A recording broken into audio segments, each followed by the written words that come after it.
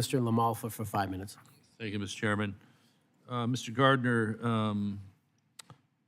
first, I want to harken back a little bit to when we were talking about the bonuses, and I'll leave it be, but it's just not a good look when things are going so badly for the country during the COVID era, that even though maybe the expectations of the rail were a little better than lowball,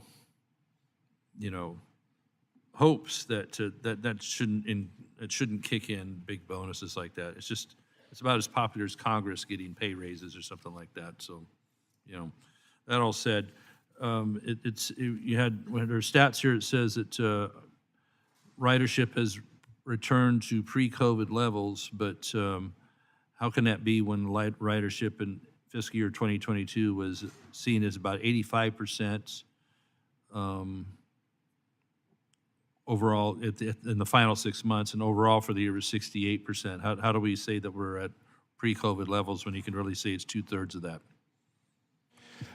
Congressman, thanks for the question. So as of April, we were at 89% of our pre-pandemic demand, and that's essentially on roughly 85% of our capacity. So we don't have as many trains in the marketplace, and we don't have as long a consist. So we actually have sort of more demand against the available capacity than we did in pre-pandemic.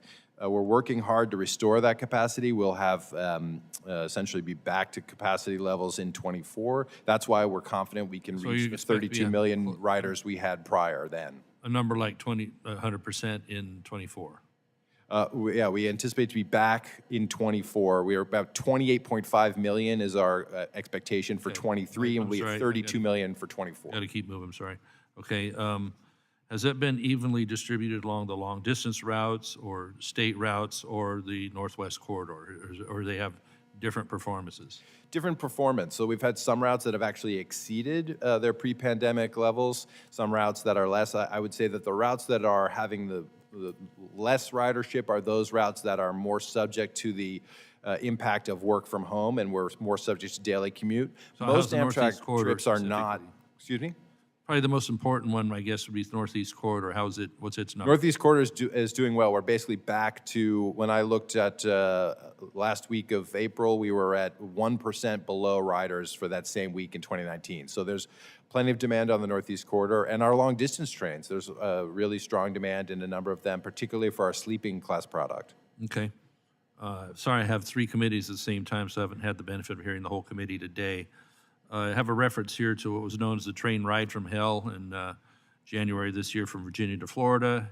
A normally 17-hour ride from Virginia to Florida added an additional 20 hours.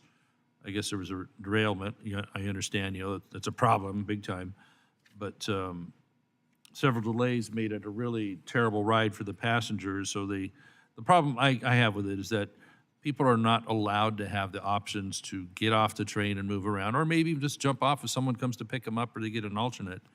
Of course, they seem to run out of food during the time on the train. So, and then just the lack of knowledge of what's going on, so people can maybe exercise options. So, what's being done to, you hear that with airlines sometimes too, with leaving the gate.